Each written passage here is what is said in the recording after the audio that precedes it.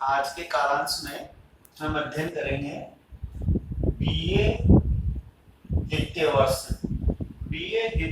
का द्वितीय प्रश्न पत्र। और द्वितीय प्रश्न पत्र का नाम है प्रयोजन मूलक हिंदी। प्रयोजन मूलक हिंदी की प्रथम इकाई। आज हम प्रथम इकाई का जो दूसरा बिंदु है उसका अध्ययन करेंगे। प्रथम बिंदु के अंतर्गत हमने प्रयोजन मूलक हिंदी किसे कहते हैं, प्रयोजन मूलक हिंदी की परिभाषाएं हैं और प्रयोजन मूलक हिंदी के क्षेत्र के निर्धारक तत्वों का अध्ययन किया था। प्रयोजन मूलक हिंदी के क्षेत्र के निर्धारक 4 तत्व माने गए हैं। प्रयोजन मूलक हिंदी क्षेत्र निर्धारक के 4 तत्व हैं। विषय क्षेत्र, संप्रेषण का ढंग, वक्ता और श्रोता, भाषा प्रयोग की स्थिति।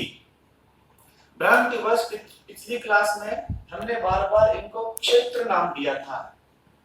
चूंकि यह क्षेत्र नहीं है, यह है प्रयोजन मूलक हिंदी क्षेत्र के निर्धारक तत्व।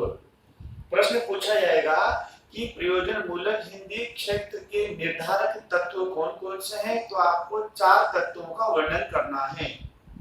विषय क्षेत्र, संप्रेषण का ढंग, वक्ता और श्रोता, भाषा प्रयोग की स्थिति।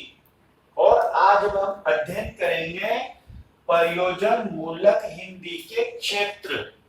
ये तो है तत्व, इनको तत्व भी बोलते हैं, प्रयुक्ति भी बोलते हैं और प्रोक्ति भी बोलते हैं।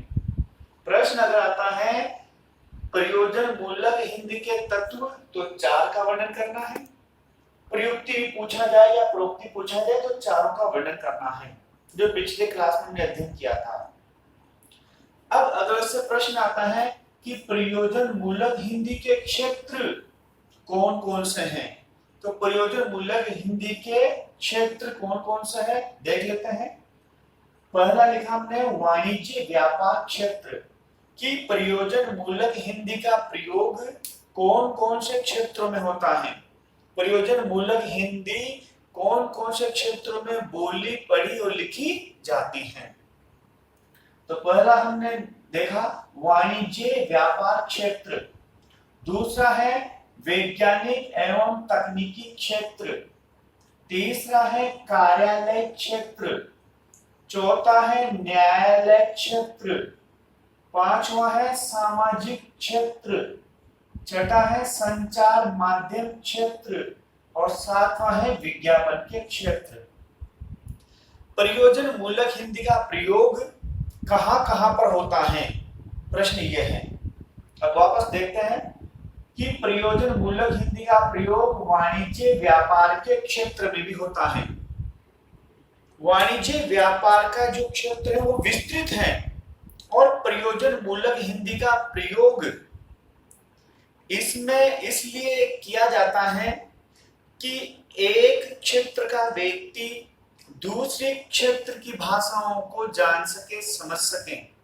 उदाहरण के लिए कौन कौन से शब्दों का प्रयोग होता है, बही खाता, लेन देन, बीजक, रोकड़, बिल, रिकॉर्ड आदि ऐसे शब्द हैं जिनका प्रयोग वाणिज्य व्यापार के क्षेत्र में किया जाता है। वो देश के किसी भी जिले, किसी भी गांव का व्यक्ति हो, बही खाता, लेन देन, बीजक, इन सब शब्दों का रूप प्रचलित है, सब इनके अर्थ जानते हैं और समझते हैं। दूसरा है वैज्ञानिक एवं तकनीकी क्षेत्र। विज्ञान के भी कुछ ऐसे शब्द हैं जो विज्ञान और तकनीकी क्षेत्र में ही प्रयोग में लाए जाते थे, लेकिन अब उनका प्रयोग आम बोलचाल में भी उनका प्रयोग होने लग गया। कौन कौन से शब्द हैं, computer, radio, net, chat, Google, oxygen, hydrogen, iron, ऊर्जा, वसा, प्रोटीन।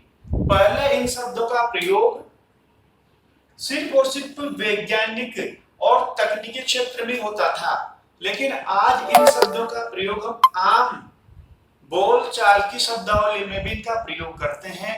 इसका मतलब यह है प्रयोजन मूलक हिंदी। कार्यालय क्षेत्र, कार्यालय के क्षेत्र में भी प्रयोजन मूलक हिंदी का प्रयोग होता है।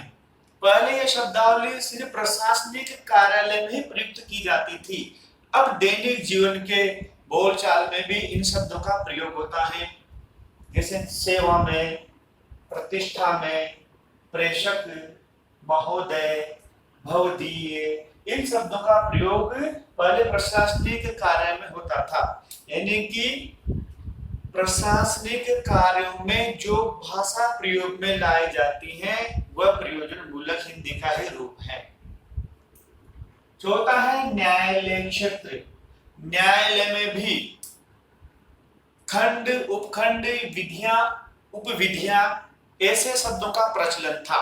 अब दैनिक जीवन में भी इनका प्रयोग होने लग गया। सामाजिक क्षेत्र, सामाजिक क्षेत्र का दायरा विस्तृत है, इसमें इतिहास, राजनीति विज्ञान,